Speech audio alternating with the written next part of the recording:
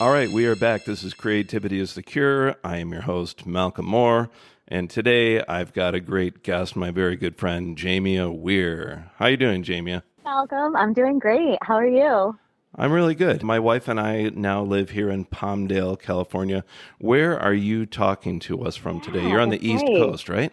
Yes, I am in Connecticut. I was just actually taking a class today in New Haven, that's the closest city that I'm pretty much based out of right now.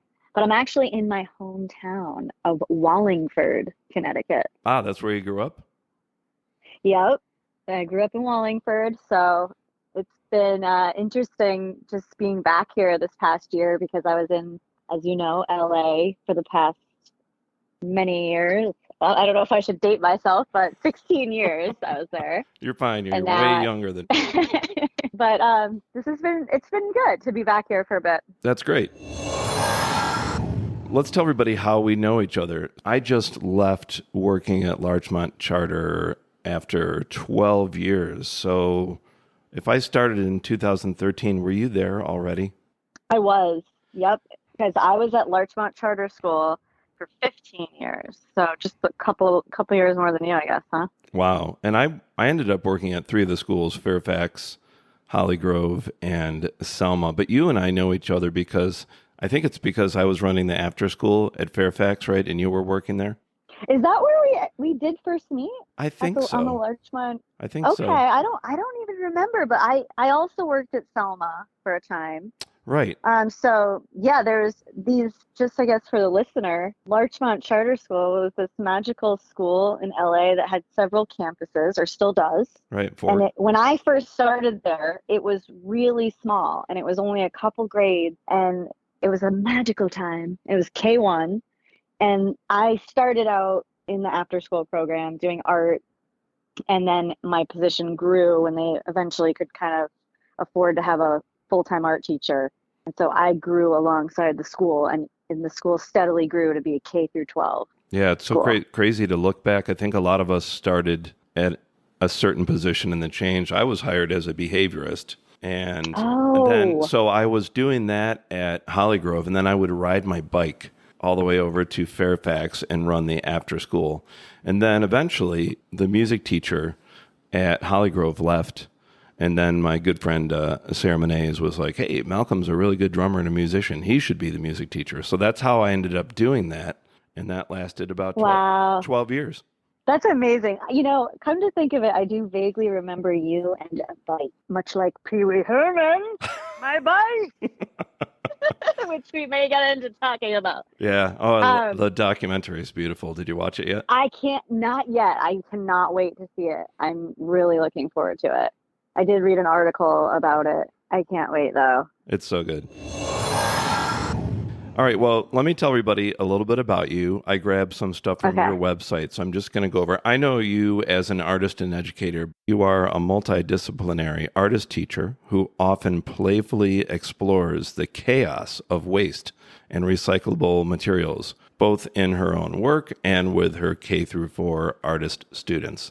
You said on there, I identify as an artist teacher. These two roles of artist and art teacher completely feed off and inform one another. I'm a teacher, a student, and a practitioner of the creative process. And then you went on to say, in order to be environmentally conscious, I promote sustainable and innovative materials sourcing with the students in my own artwork. And I just want to read one other thing because part of this caught me off guard. On your website, it says, I am a continued student of art and creativity, often taking and teaching many different workshops and classes with varied projects in the works and on the horizon. I'm a visual artist, a writer, an actress, a clown, an improviser, singer, teacher, seeker, idea woman, connector, collector, yogi, and cheerleader to all on the artistic path. Follow your art is my mantra. I did know about the clown stuff. I didn't know about what's the yogi part here. It's so funny because you're reading that, and I'm like, yeah, that sounds like me. I don't remember where did you take that from exactly, but That is from your I love website. that. I actually am building a new website right now Oh, to cool. sort of house the fact that I am an artist teacher. I have this new one in the works that's going to really show the way those two roles are intertwined. But yeah, I've done some yoga. I've done some yoga. I don't remember putting that as part of my identity, but sure, I have many parts, multifaceted individual. But thank you for that, Malcolm. That was really cool to just hear that all of that back. So let's get into a couple things. Can you tell me about what you did regarding clowns and your teachers, who I think were Chad Damiani and Dean Evans? Yeah, what those did you were a couple of what them. did you learn from them? So in Los Angeles, there's this sort of incredible underground world, this clown community. And when you hear the word clown, you often think of red nose, big shoes, which it can be. But the clown community that I ran with was more of like a lot of like quirky, character-based comedy, super indie scene of just crazy, wild, anything goes antics. A lot of clown is interactive, so there's a lot of audience participation. And Right. so I would go to these clown shows and I often would get pulled up on stage because oftentimes they'll look for the people in the audience that look super into it. And you know me, I'm very expressive in my face. So of course I'm in the Yeah. front and I'm like smiling really big and I'm all into the performance. So I started getting pulled up there to be a part of people's bits. And then I thought, you know, what? I'm gonna just do this. Like I Yeah. want to do it. I want to play. I could play too. And because I always had done acting in my life and I did different types like improv and different things like that. Right. And so I started taking these workshops. And one of them was this guy, Chad Damiani, who also has a podcast. I believe Oh, it's called cool. Stand Up and Clown. Yeah. He has this sort of night of comedy called Catsby. Look for it if you're in the LA area. It's usually the first and third Sundays of each month or something like that. But at the beginning of each Catsby, Chad would run this free workshop. And I believe that's where I started with the clowning. And it was just really fun and loose and a lot of movement based stuff. So you kind of go up with a partner and he kind of says to sort of like, he'll give you different exercises and prompts and things. Right. But a lot of it's just like, do a silly move. Like, do something funny or silly or surprising that the audience is going to, you're trying to get the audience on your side Right. and make them interested and you go off of their reactions. So like you have to be comfortable with the audience and you're looking at them and you're trying to make eye contact with them and you're looking for the laughs and the giggles. If this isn't working, it's like, you know, dead silence. Maybe you want to try something new. So it was just so fun, and I just kept going and doing more workshops and taking other ones with different clown teachers like Dean Evans, who's also an incredible mime. He's just an amazing mover and shaker Wait a and minute. his So own you artistry. mixed up clowns and mimes. That's pretty wild. Yeah, I mean, I took a class with even this guy Ithamar Enriquez. That was purely movement based, no voice, um, little mime kind of stuff there, like object work and things like that, which you've probably heard from the improv world. Right. I remember Ithamar's class, I think I put the song on like, get your motor running, head out on the highway. And then I was doing object work with like a sewing machine or something. I don't Yeah. know. I always am like trying to mix my world. So what happened was like the pandemic hit and I'd been taking all these clown workshops and then I kind of switched gears and got into more of my studio practice and went back to doing fiber art, which I also love, and doing a lot of sewing. And I learned about improv patchwork. And so I started doing that and making all these like cool art quilts, very freestyle, free So flow, they call it is this what you talk about on your website? It's called improv quilting. improv quilting, which is another whole world. And I never thought that I would like quilting because it's always seemed, you know, to me, so like everything's perfect, just so the corners are all lined up, everything's very straight and matching, and it was nice. But for me, I think I resonated with it, and my mother says this too. I think you liked it because of the word improv, and it's like, yeah, maybe. I think she might be right because it's just so free and intuitive, and that's how I work as an artist and even an art teacher. Just kind of following my intuition and following the materials, right? Like I like to say, follow your art, right? So I switched gears from the clowning and I got into that, but then eventually the worlds merged because where I left off with the improv quilting was doing some mask work. So I was making these large scale textile masks. So the idea is like maybe to get back into that a bit and maybe start to perform with those. Right before I left LA, I performed with a group called Freak Nature Puppets, which was amazing. And I got them to come into the school and do a workshop with the kids. So my worlds are always combining. I'm always trying to connect the dots. And, interconnectedness is a big word at Larchmont, right? Because we had this eco-literacy philosophy, which I absolutely love. Right. And so it's interconnectedness there at school, but in my life and as an artist and teacher, there's always connections being made. So I really love that. Sounds like improvisation and creativity are a really big part of your life. Oh yeah, for sure. What is the Idiot Workshop? Dum, da, da, dum. So that's another sort of style of clown that was created by this guy named John Gilkey, who I believe was in Cirque du Soleil. Okay. And he kind of made his own kind of, I guess, brand of comedy and clown, and he calls it idiot work. And that's where I think Chad Damiani he started there, and he kind of stemmed or branched out from that, and kind of he became like he calls himself like the clown boss. Like he's an experience.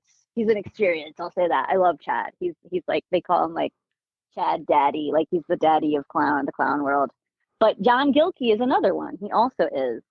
And I believe there's a YouTube series on now that might be called Idiots or the Idiot Work or something. But it's just like, they sometimes they say like, you got to be smart to be dumb. Yeah. So it's like, the idiot community is like, it's not, it can be hard work in a way. Because like you're constantly trying to find what works on stage, and you have to be brave. Yeah. And you have to be willing to fail. And vulnerable. And you're yeah. Oh my God, yeah. And you're failing, but you work to you work your way out of that failure to find success on stage, and through the laughter of the audience usually is where you find what works and that it's going well. It's been interesting. And then I was going to all these shows and I was taking all these classes, and then I was finding ways to bring it into the classroom as well, which we could talk about if you want. But yeah, I like the idea that it's called the Idiot Workshop. It actually makes me think of my favorite Iggy Pop album called The Idiot. And not a lot of people know that he's a very well-read guy, and some of it is based on Dostoevsky. Before we move on from the clown stuff, what kind of outfits would you wear and what kind of makeup? And is the improv work you did similar to things like Groundlings and UCB? Oh, wow. Did I go to UCB? I don't think I didn't. I never really went to Groundlings, although I was very curious about it. It probably, I'm sure there's overlap with both of those schools. Yeah.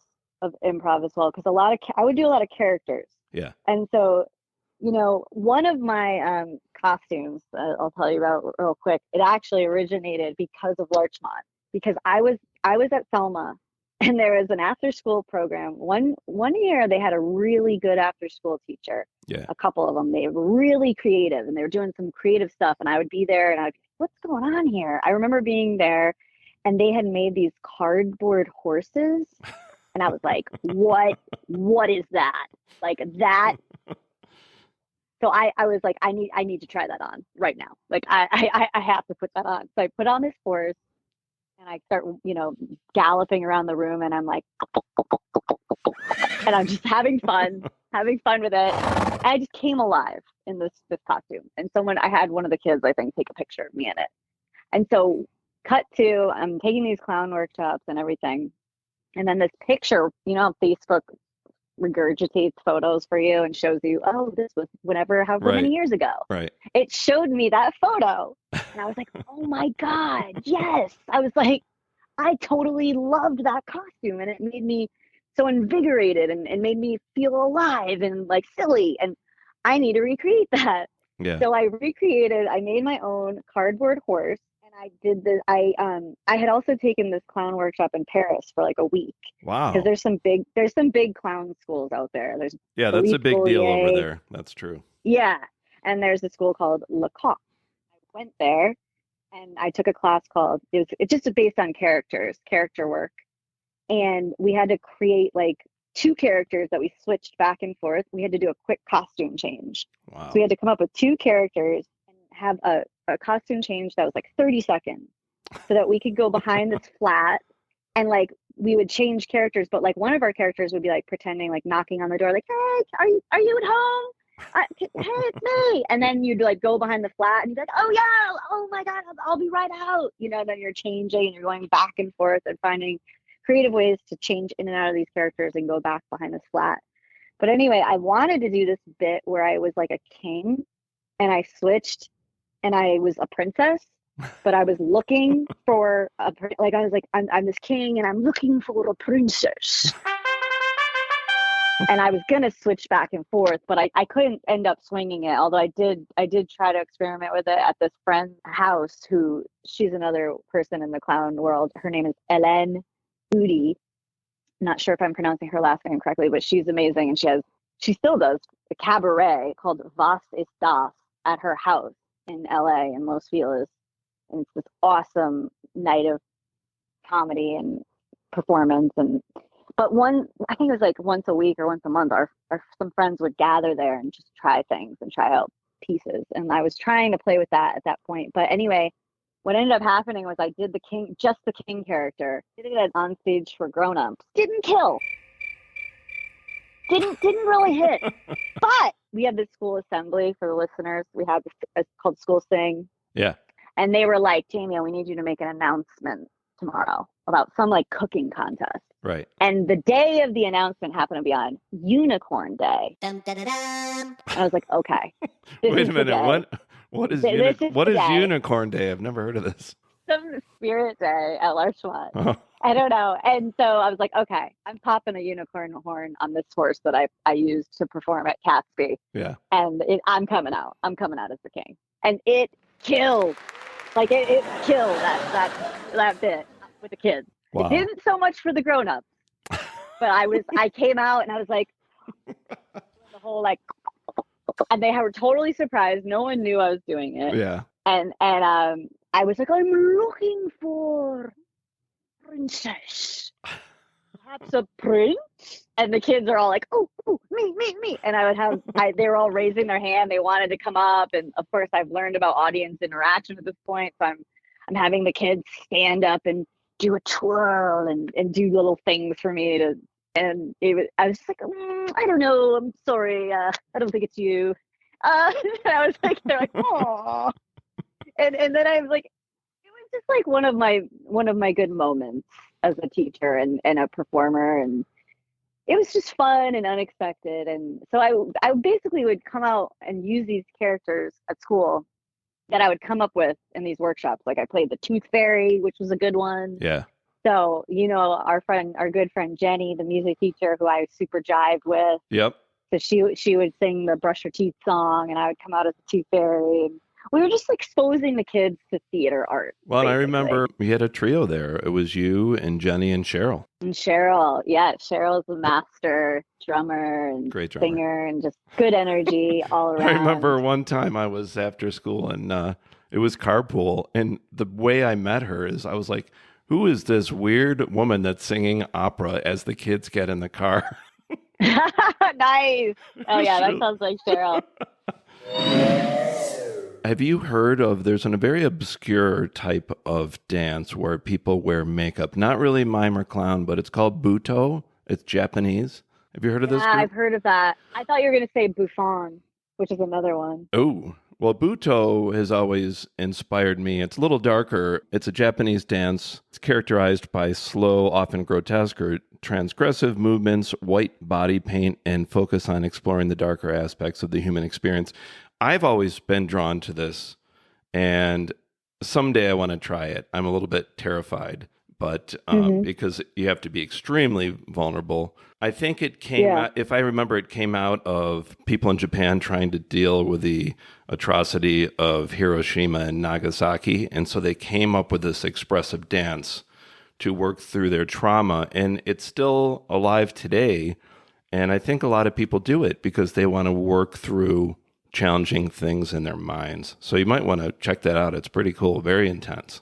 Yeah, I would like to check that out. That's really cool. I have heard of that, Butoh. But have you done much movement? I think that would be really cool if you could do No, that, Malcolm. too terrified. Haven't done it I yet. think, I mean, I recently this quote, which reminds me of the title of your podcast, Yeah. that movement is medicine, Yeah. and I believe that, and I also believe that same thing about art, that it's healing. Right. So that's really great. I think if I ever attempt to dance, it would be a bizarre cross between Tom York and Michael Stipe. I'd love to see it.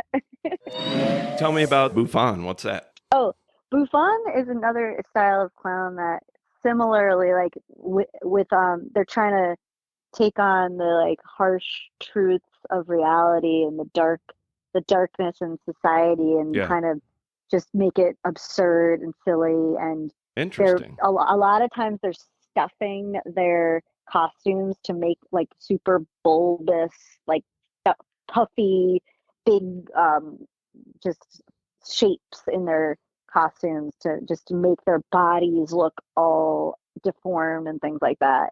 There's a group called, I think it was called Neil Grew, that actually Dean Evans directed, Right. that a couple of my good friends were in. I think I saw them at the Hollywood Fringe Festival. For what you said earlier about the audience interaction, I don't know if you know, but Matt Ritchie and I are a good friend. Oh yeah. He wrote a show for me that I starred in with Henson Puppeteers a few years ago, and it was called Mr. Malcolm's Music Factory. And the only reason I'm bringing that up is it was unexpected. We did 6 shows, and some of the kids started talking to us during the show while we're live on stage. Like when the Matt played this bad guy that was always creeping up behind me, and they're always like, "Malcolm, look out!" And by the second show, all the puppeteers and me and Matt and everybody, we just started going with it and interacting with the crowd. And you're right, when children get into it, when you're doing a show, it's really fun. I didn't realize Matt wrote that Oh yeah, show. Matt Oh wrote. my He gosh. wrote and directed it. He's just amazing actor, writer, director. Yeah, I love Matt Ritchie. Shout out to Matt Ritchie.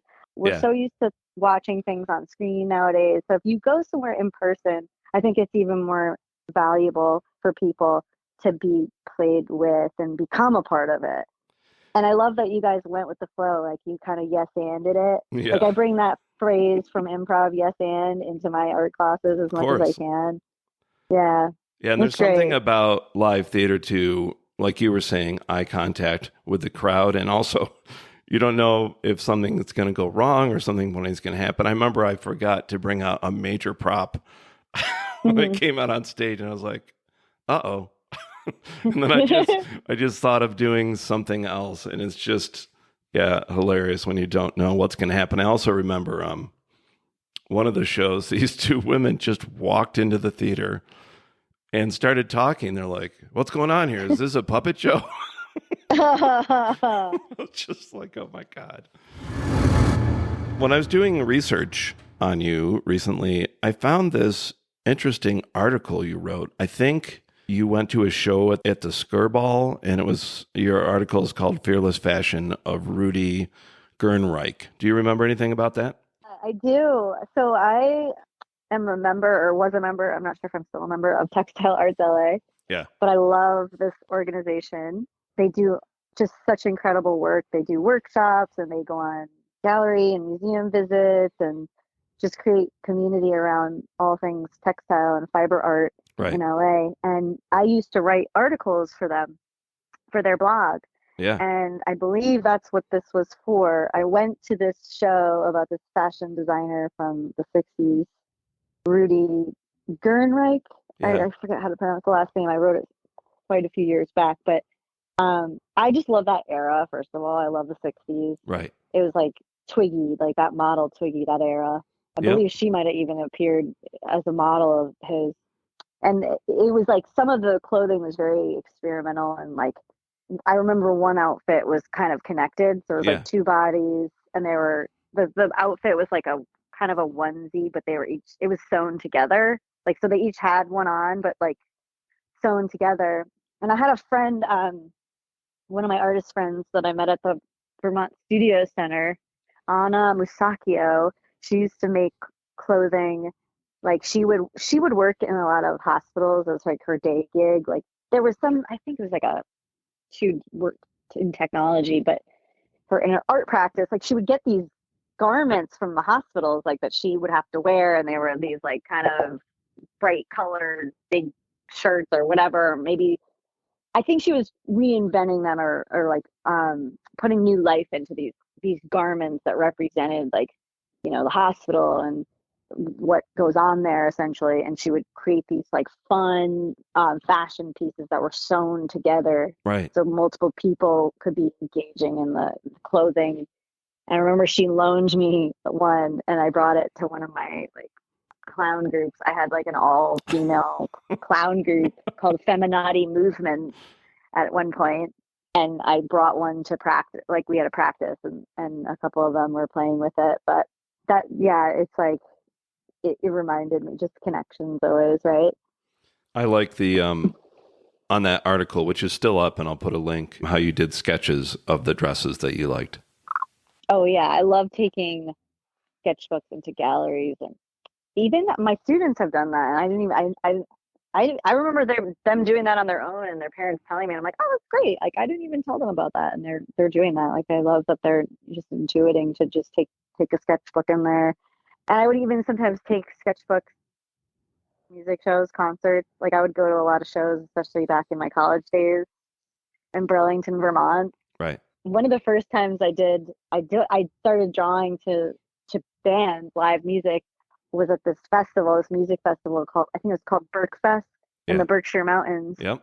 And there was a band called, have you heard of Jacob Fred Jazz Odyssey? No, but it sounds cool already. Yeah, yeah, yeah. So my friend was there, and he had some art supplies, and so I started drawing there. And Relics magazine interviewed me and was like, there was like a little picture of me as like a college student. And I say that just because I know you probably know Relics. Yeah, no, I remember that. I love magazines. I remember those. Let's tell everybody about, I think, what you're most known for. I always admired how you yourself and with your students, you made art out of a lot of things that people normally throw away, and you kind of artistically recycle the material. How did you How did you get into doing that, and what are some of your favorite things to do? Oh man. Well, yeah, it's widely known that I do have a love affair with cardboard. Actually, I'm literally looking at a cardboard dulcimer right now. I just the music teacher at my school in New Haven Yeah. gifted me, and I was like, you don't know how much this means to Oh my me. God. Like, but I just, cardboard is a big one. Cardboard is everywhere. It's free. It's soft. It's pliable. It can be stiff. It can be soft. You can cut it into strips or just pieces, and there's so many ways of especially making sculpture with it that I love. You can do printmaking with it. There's so many. I could do endless projects with cardboard. Yeah. Speaking of like the performance art stuff and like fusing it into what I do with the kids, is I had them do this thing called artprov one year, and I was going to all these comedy shows, and I would watch as these performers would devise work in front of an audience, and they would see what worked, and they would try things, and then whatever worked they would keep. So I was trying to take that idea of devising work with the kids. Yeah. And so I gave them all these like cardboard tubes and like random junk, and I put it out on the floor of the auditorium where I had my art studio space at the school in LA, Larchmont. And I gave them like little improv games, and I said, what if you want to pick up this in the middle of our improvs, if you want to pick up that tube and make it a telephone to outer space or whatever you're inspired to do it. and then we'll see what happens later. And maybe we can write down some of these ideas and these things that happen in your improv and use them later for a show. So we did end up doing that. And the kids created this like junkyard play and these about these kids that got lost in a junkyard. And then a little like extension from that, an artprov was, we had a cardboard joke wall, which was inspired by Laugh-In from the 60s. Yeah. So they had like a joke wall type thing. Yeah. So we had our good friend, Chanel, one of our MVPs, most valuable parents. We love Chanel. One of the coolest people ever. Shout out to Chanel. And she's an actress and in the film biz. And so she would help. She came in to help, I remember. And we led some improv games like behind the joke wall. So the kids would like pop out from these little windows that they created. And their hand in the beginning, their hands were like just showing. And there was a sign that I think they called it the machine or something like that. And they had the sign up, and then they threw the hands like through the letters, and then we started the show. But yeah, just like a million. I could talk about recyclable materials and cardboard and all that stuff for a long time. But tell me, when was the first time that you thought of doing that, like taking material that people would normally just throw away and creating art? One of the first times, I mean, I used to call it junk sculpture back in the day when I first started, and even in my hometown, I taught at the park and recreation department in my hometown was very active, and they gave me some of my first ever teaching experiences with kids, and I did junk sculpture at the summer art camp. So I was doing it for years. Yeah. In LA, I think, and especially at Larchmont, it got reinvigorated because of this edible schoolyard, this eco-literacy philosophy. We have the edible schoolyard program, which is part of one of my favorite parts about that school. And I agree. Just that environmental mindfulness there. So that I kind of would use that as a teaching point. Like, instead of throwing these things away or adding to the trash, let's upcycle them. Let's repurpose them. And so then the kids started really taking that idea on so much so that even their parents would tell me, they don't want to throw anything out at home. I'm just like, oh, sorry. I was thinking that. Yeah, when you have little kids and they bring all the artwork home, suddenly you have a whole closet full of stuff, and you don't want to hurt their feelings, but you're like, dang, that is a lot of stuff. Yeah, but then eventually it's like you kind of do have to, as an artist, and you run out of space. So eventually you do have to, recycle as best you can. Tell me a little bit about, I do remember since I've known you, at least a few times, you went on sabbatical to learn different things. Can you tell me about a couple of those? Yeah, well, my master's program, and I did a program in Baltimore at MICA, Maryland Institute College of Art. They said this program is about your art teacher self, but it's also about your artist self. Don't forget you're an artist. You got into this game because of that. So don't forget that. We're going to give you an art studio. We're going to make art making a big part of this program, this Masters of Art Education program. Right. And then they added in the triple component of a researcher. So I did research in my classroom for that program. But ever since MICA, I was like, yeah, I am an artist. That's right. Like I need to keep up my artistic practice. It's going to feed into my teaching and make my teaching even better. Yep. So since MICA, I've always kept a studio space, and I've gone on artist residencies. And so one of my first artist residencies actually happened because of the book, The Artist's Way, I believe. I kind of credit it to that. Love that book. I've read it a couple times. You have? Yeah. Awesome. Yeah, my mom was an artist, and she got me into it back in the day. That explains so much, Malcolm. No, I'm not surprised. So basically, for the listener, this book, if you haven't checked it out, I highly recommend. Malcolm and I both do. The Artist's Way by Julia Cameron. Even if you're not an artist, right? Yeah. Oh my God. Yeah. Even if you don't consider yourself an artist, I think you can still get a workbook that you use with the book, right? I believe so. There's some different iterations of the book at this point. Yeah. And she's got other ones as well. But the first time I did the book, I did end up at the Vermont Studio Center, which was this incredible artist residency in a very small town, Johnson, Vermont. And I went to college in Vermont, so I'm always looking for excuses to go back there. Yeah. And it was a mixture of writers and artists. So everyone was collaborating and just having enriching conversations at meals. They fed us. I mean, to be an artist and not have to worry about eating is actually kind of a big deal, because if you think about it, your life is kind of broken up by meals. And what am I going to do for food? I got to make stuff. I got to clean it up. What am I? But they gave us these delicious meals so we could just keep working in our studios. But I developed a lot of, speaking of recyclable materials, I was using a lot of plastic bags at that time in my own work. And I developed a lot of these, I call them plastic bag portraits. I would fuse plastic bags together with an iron to create this sort of plastic fabric that you could sew with.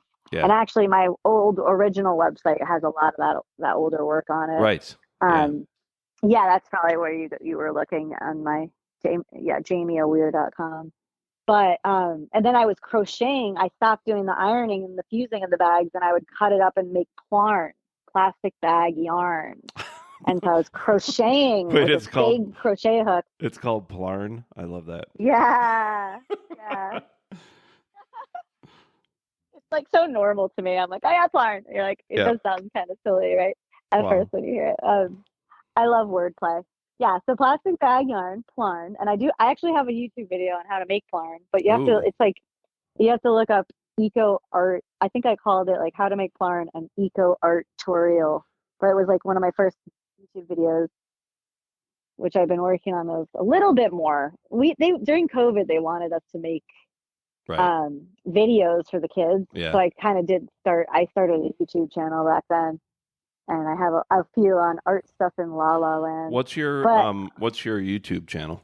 It's called Art Stuff in La La Land. Oh, very cool. And by the way, for listeners, The Artist's Way, that really cool book we're talking about, was written in 1992 by Julia Cameron. So everybody should check that out. For sure.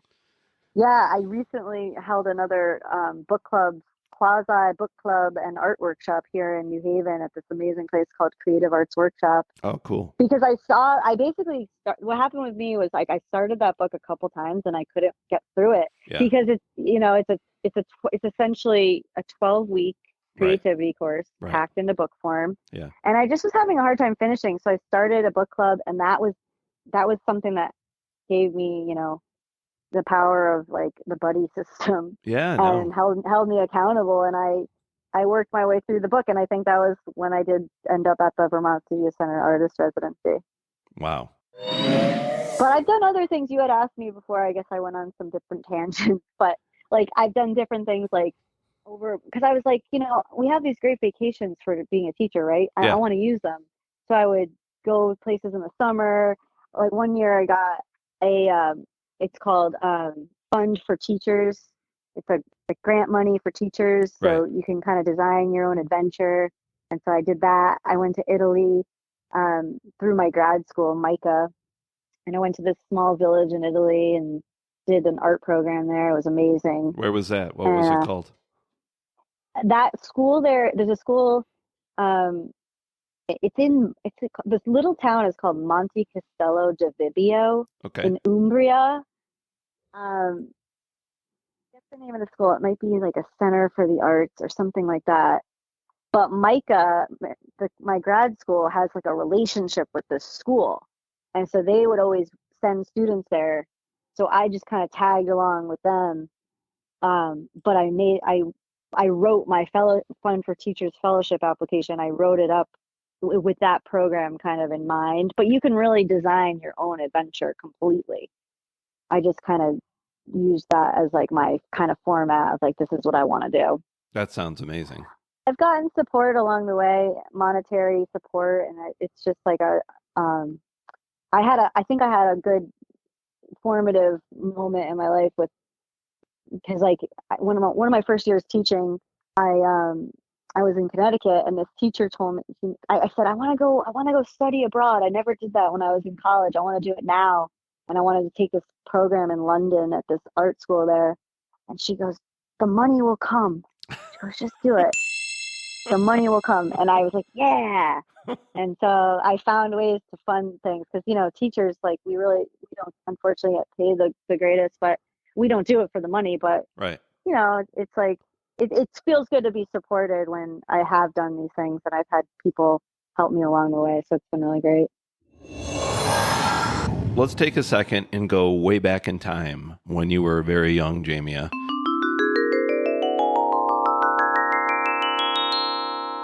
What is your first creative memory? Great question. There's been a few that come to mind immediately as you ask that.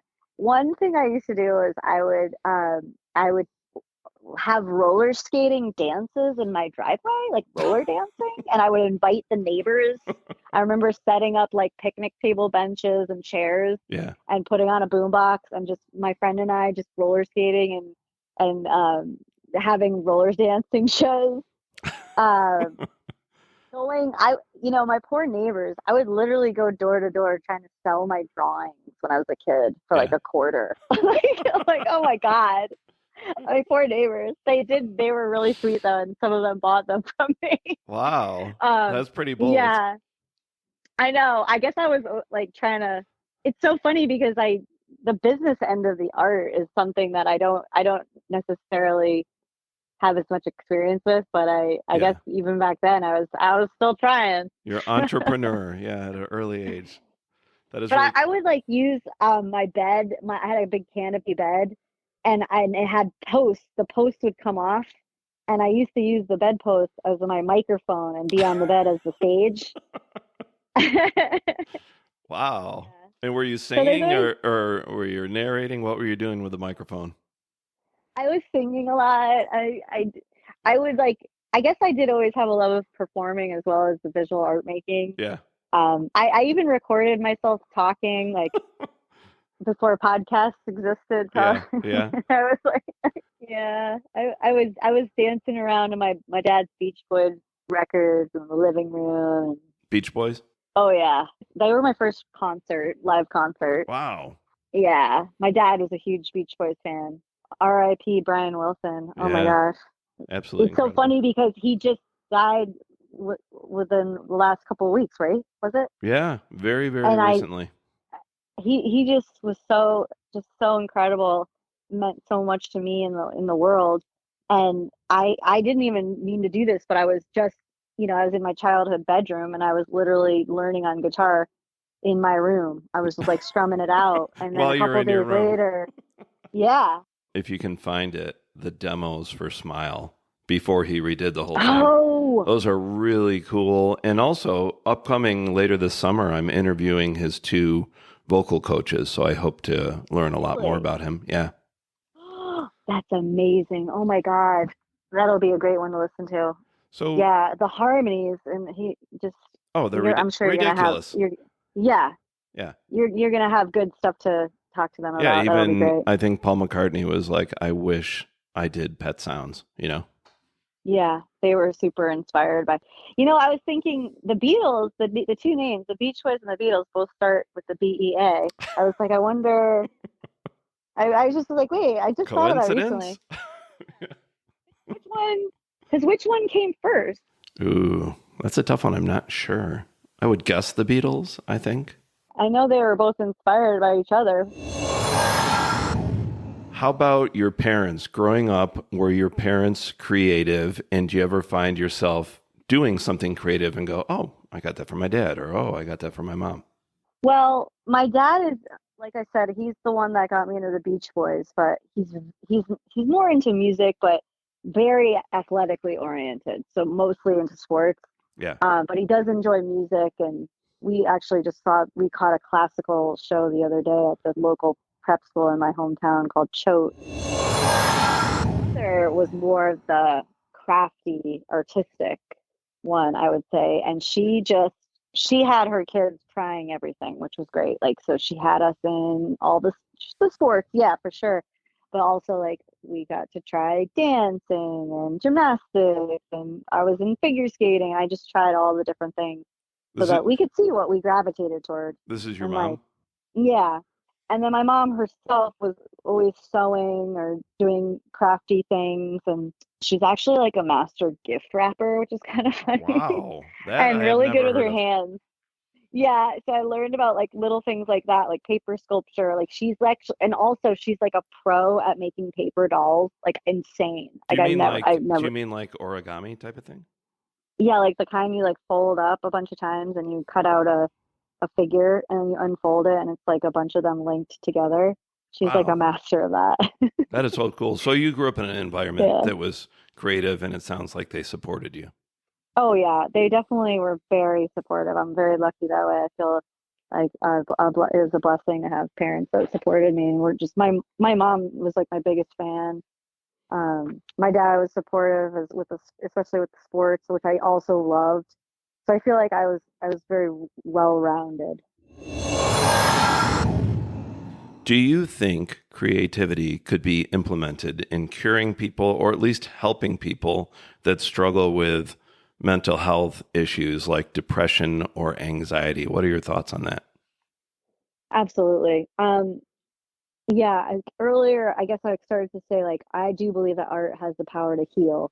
Yeah. There was an art teacher I worked with who had a pin. I think it said, "Art saves lives." I think art can be healing and therapeutic and meditative and so many things, as well as invigorating and energizing. But it's a process. The process of art, more so than even the product, Yeah. can be the thing that heals. Right. Like, it can get you into the flow state, which is so important. Like, I like to live my life in the flow state as much as possible. The state of flow, like that thing that happens when, you know, you forget about all that exists around you because you're so immersed in the activity that you're doing. And I think that everyone can find something creative that works for them. So that's why as a teacher, I try to often get my students to try so many different materials and techniques and things that they may gravitate toward that another kid might not.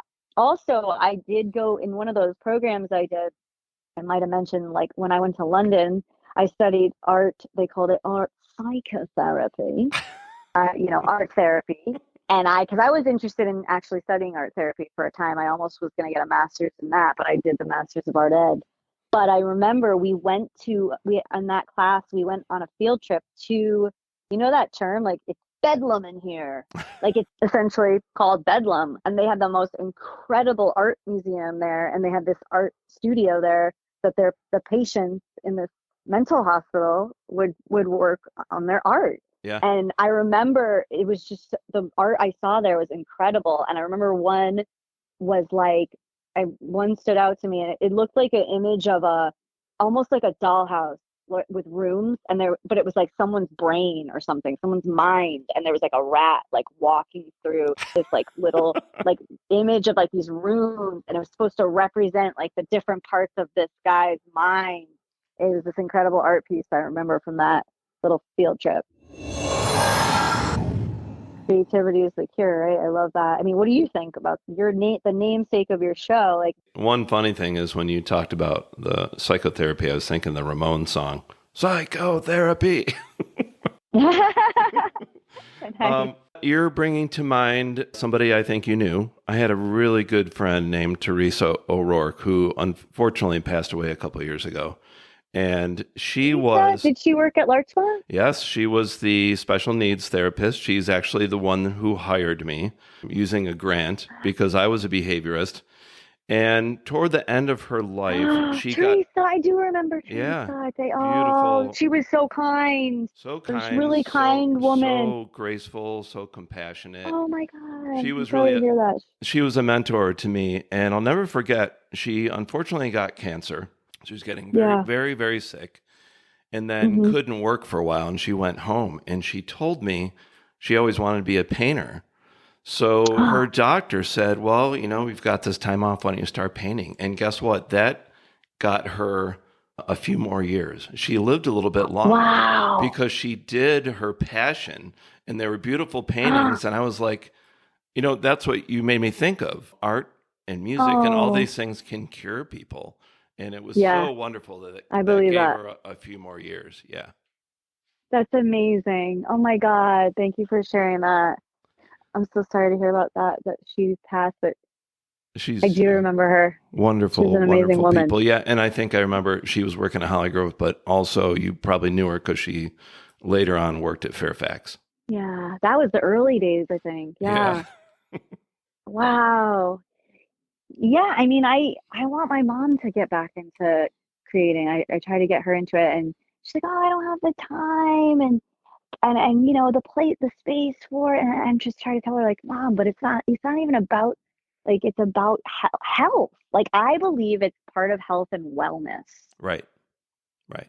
creativity and art. Yeah. Yeah, And for sure. I originally got the idea for creativity as the cure because I was going through some struggles and then I resolved them and I said, wait a second. I use the same part of my brain that when I'm doing a drum solo, because I grew up as a jazz drummer, I'm thinking Hmm. of what to play from stream of consciousness. I'm listening, I'm aware of what's going on, but when it's time for a solo, it's just I Hmm. don't know where it's coming from. I realized, whoa, that was the same part of my brain that I improvise with to solve these issues. Have you ever used that improvisational part of your brain to solve a challenge in your life? Well, that's a great question. I'm sure I have. It sounds like you're doing it But 24/7, so you're probably not aware of it. You know, you're such a creative person. yeah. Well, it also it makes me think of another one of my great teachers who taught me about improv quilting, Yeah. and so I can talk on the topic with through that lens of the teacher. Her name is Sherry Linwood. She's also a great artist and quilter, and the way that I learned improv quilting through her during COVID because she started teaching online at the time, and it worked really well Yeah. on Zoom, and I learned from her mostly and a couple other people, but she just was so great at talking about improv being connected to life. So improv quilting is basically, well, a lot of the women that would do it, mostly women, were these quilters, traditional quilters, right? And they Right. built up like habits from through the years of like cutting perfectly straight and lining up the corners like I was saying earlier, and just like being so perfect, right, with their work. And Yeah. in improv quilting, they're trying to drop all that and embrace spontaneity and play. Right. And you kind of she talks about it really well, probably better than I am doing right now, but relating it to life in that with improv, you commit one step at a time, Right. right? So Right. in life, that's kind of like life. You don't know what's going to happen. You don't know what's behind every bend, but you have to make a choice sometimes. You have to Right. commit, Right. and then you deal with that choice, and then you move on from there. So it's kind of like with the improv quilting, like there are so many endless possibilities of what shapes and colors and positioning that you can put these pieces in because you're composing it usually on a wall, and it's like, and it could change and make these choices different so every time, or I could just commit and sew this up like this, and then let it build and grow out from there. So yeah, it's like that's partly why I love taking classes from her, because she just relates it to life. And even like the way of like the yoga mat, right? We talked about being a yogi earlier. Like the greatest yoga teachers I think I've had are the ones that like bring in life, like when you're on your mat, you're breathing through these hard poses, but it's Yeah. like in your life, like you gotta just breathe through things, like, and you'll get through it. I was lucky enough this past January to take a Hmm. course online with one of my biggest musical heroes, Brian Eno. And Whoa, yeah, okay, I couldn't that's believe amazing. it was real. I was like, "Oh my God." Ah. And one thing I learned from him, well, probably the biggest thing, is he took us, it was a songwriting class, and he took us out of our comfort zones. And he was trying to get us away from perfection. He was like, yeah, you can go into a studio and you can have 250 tracks. But he would give us constraints to work under. He would say, okay, you have to write this song. Look at this picture. That's what lyrics are going to be out. You can only use the chords C and G major. And you have 20 minutes. Go. And then you upload the song to me. And Oh, wow. he would do these with us until we got really comfortable just going for it and not looking for perfection. And it influenced me. Hmm. So what I do now when I'm composing my Hmm. own music is I use this looping machine. And what I do is I play a few Ooh. drum tracks and then I bring the looping machine over and then I play keyboards and then I might sing phonetically. And it's just like this instant creation that I learned. So it seems like you can relate with your visual art to that, right? Oh yeah, for sure. I think there's something to speed, like working with speed and with like the time constraint that can loosen you up and make you more creative or something. Like I feel like that's a thing, Yeah. you know? Like I respond to that Yeah. There's a personally. great documentary about the guys who make South Park, and Mhm. they achieved all this huge success. So they finally made some rules. They said, okay, Hmm. we're going to conceive and make our episodes. We only have 6 days to do it. Now, these guys are very Hmm. successful, so they don't have to. But when they're making new episodes, that's what they do. They challenge themselves. They're like, go, go, go. Because if they think about it too much, it might not turn out as well. Yeah, that's awesome. I love like a good creative prompt. Like that's going back to the clown, like Chad Damiani was great with giving us prompts, right? So I was just inspired at that time, even as a teacher, right? So I would take all these workshops and I was constantly taking notes and I was writing down the different prompts and things that we did in those classes and thinking about how can I adapt this idea and take it into my classes at school. Like things like I remember one of the idiot workshops, like starting from the end, right? Like you create a piece, like, and you're creating the end of this bit first, and then you work your way backwards Yeah. and think about, you know, the out of order. Like I just love those kinds of creative prompts It sounds in almost like all the a different art mystery, forms. right? You come up with an idea for a mystery book, but then you reverse engineer it. Yeah, or have multiple endings or something. So you turned me on to an artist named Sister Corita Kent, and I've got a quote from her. Oh, I've got a quote where she said, "A painting is a symbol for the universe. Inside it, each piece relates to the other. Each piece is only answerable to the rest of that little world. So probably in the total universe, there is that kind of total harmony, but we get only little tastes of it." And for people that don't know, Sister Mary Corita Kent was an American artist, designer, and educator and former religious sister. Key themes in her work included Christianity and social justice. She was also a teacher at the Immaculate Heart College. So, how did you get into her work, and what do you think about that quote?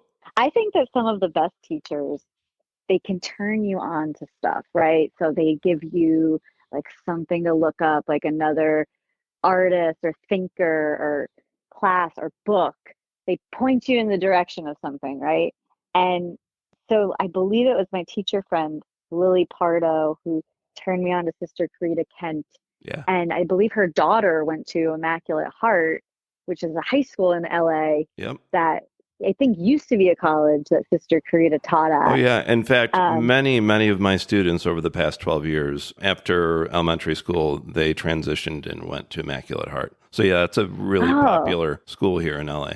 yeah, I had been meaning to go in and check it out, just even historically. Like I'm sure they have some photos or things up about the history with Sister Corita being there. But I saw an amazing documentary with Sister Corita Kent and was very inspired. And I got one of her books.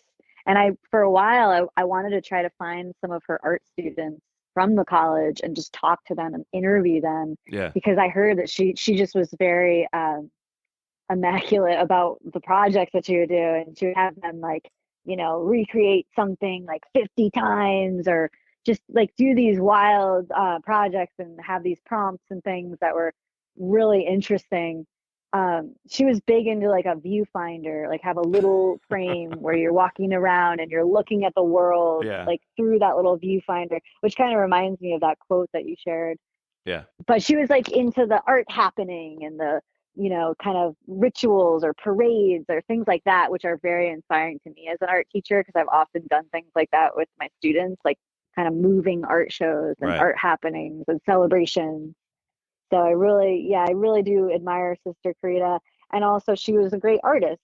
She was often printmaking and had incredible work that she was also known for. So she's inspiring to me in that way as well, because I highly identify as an artist teacher, an artist and an art teacher.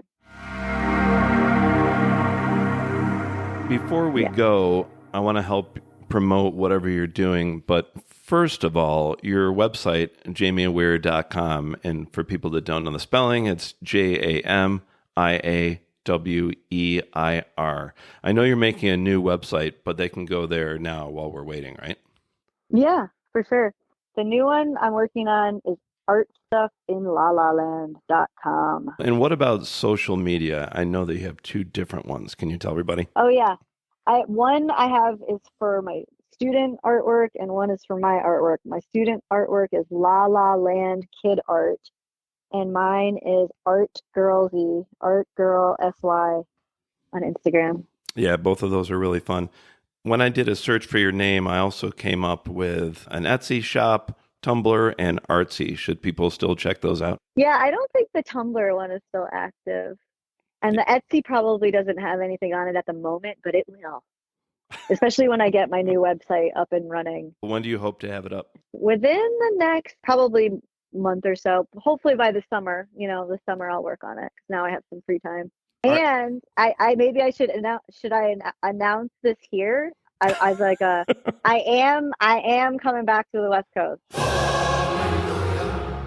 So yes, I was living out on the East Coast for this last year and spending time with family, but I miss my LA connections and creative communities, and I feel like there's more work I need to do out there. So I am coming back. I'm going to be more bi-coastal, but I'm heading back this summer.